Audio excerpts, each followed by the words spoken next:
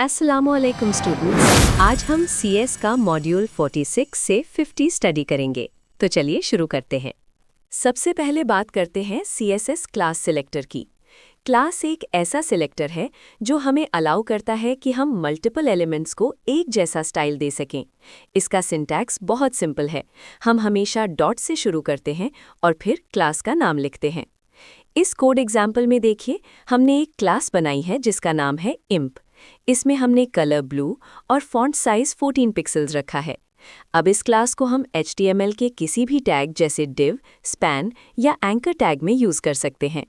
एक ज़रूरी बात याद रखें कि क्लास का नाम कभी भी नंबर से शुरू नहीं होना चाहिए।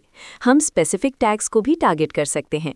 जैसे अगर हम p.imp लिखेंगे तो ये स्टाइल सिर्फ उन पैराग्राफ्स पर अप्लाई होगा जिन पर imp क्लास लगी होगी। वेबसाइट के लिए एक अच्छा नेविगेशन मेन्यू होना बहुत ज़रूरी है। CSS की मदद से हम बोरिंग HTML लिस्ट्स को अट्रैक्टिव नेविगेशन बार्स में बदल सकते हैं। बेसिकली एक नेविगेशन बार लिंक्स की एक लिस्ट होती है, इसलिए हम इसके लिए UL और LI टैग्स का इस्तेमाल करते हैं। इस चेकलिस्ट को देखें जो नेविगेशन बार बनाने के लिए ज़रूरी है। सबसे पहले हमें बुलेट्स हटानी होती हैं, जिसके लिए हम list style type none use करते हैं। इसके बाद ब्राउज़र की डिफ़ॉल्ट सेटिंग्स हटाने के लिए मार्जिन और पैडिंग को 0 कर दिया जाता है। ये स्टेप्स हर तरह के नेविगेशन बार के लिए बेस का काम करते हैं। नेविगेशन बार्स दो तरह के होते हैं, वर्टिकल और हॉरिजॉन्टल। इस कंपैरिजन टेबल में दोनों का फ़र्क समझते हैं। वर्टिकल बार बनाने के लिए हम लिंक्स को डिस्प्ले ब्लॉक देते हैं ताकि पूरा एरिया क्लिकेबल हो जाए। दूसरी तरफ हॉरिजॉन्टल बार बनाने के दो तरीके हैं। पहला तरीका है लिस्ट आइटम्स को डिस्प्ले इनलाइन करना, जो लाइन ब्रेक्स खत्म कर देता है। मगर अगर आप चाहते हैं कि सारे लिंक्स का साइज बराबर हो तो आपको लिस्ट आइटम्स को फ्लोट लेफ्ट करना होगा और लिंक्स को ब्लॉक डिस्प्ले देकर उनकी विड्थ सेट करनी होगी। इस डायग्राम में देखिए कि कैसे फ्लोट प्रॉपर्टी एलिमेंट्स को एक दूसरे के बराबर में स्लाइड कर देती है।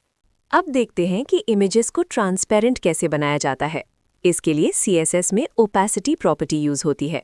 इसकी वैल्यू 0.0 से 1.0 के दरमियान होती है। वैल्यू जितनी कम होगी, इमेज उतनी ही ट्रांसपेरेंट होगी। इस कोड एग्जाम्पल में देखें, हमने इमेज की ओपेसिटी 0.4 रखी है। साथ ही हमने एक हवर इफेक्ट भी ऐड किया है। इमेज हवर यूज़ करने से जब भी यूज़र इमेज पर माउस लेकर जाएगा, ओपेसिटी 1.0 हो जाएगी, यानी इमेज पूरी तरह विजिबल हो जाएगी। ये इफेक्ट मॉडर्न वेब डिज़ाइन में बहुत पॉपुलर है। इमेज स्प्राइट्स एक बहुत ही स्मार्ट टेक्निक है परफॉर्मेंस बेहतर करने की। इसका मतलब है कि बहुत सारी छोटी इमेजेस को मिलाकर एक ही बड़ी इमेज फाइल बना ली जाए। इसका फ़ायदा ये है कि ब्राउज़र को बार बार सर्वर से अलग अलग फाइल्स मंगवाने की ज़रूरत नहीं पड़ती, जिससे बैंडविड्थ बचती है। इस फ्लो डायग्राम में समझते हैं कि ये कैसे काम करता है। हम एक बड़ी इमेज फाइल लोड करते हैं और फिर CSS की बैकग्राउंड पोजीशन प्रॉपर्टी यूज़ करके सिर्फ वही हिस्सा दिखाते हैं जिसकी ज़रूरत होती है। मसलन अगर हमें होम आइकन दिखाना है तो हम इमेज के 0 कोऑर्डिनेट सेट करेंगे।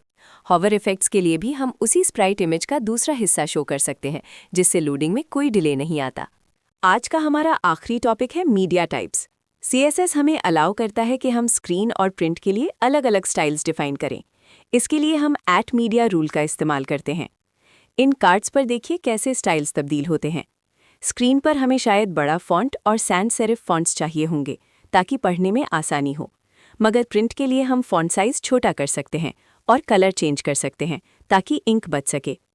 @media स्क्रीन और @media प्रिंट की मदद से ब्राउज़र खुद ही डिसाइड कर लेता है कि कब कौन सा स्टाइल दिखाना है। तो स्टूडेंट्स, आज हमने CSS सिलेक्टर्स, नेविगेशन बार्स और इमेज ऑप्टिमाइजेशन के बारे में सीखा। इन कॉन्सेप्ट्स की प्रैक्टिस ज़रूर कीजिएगा।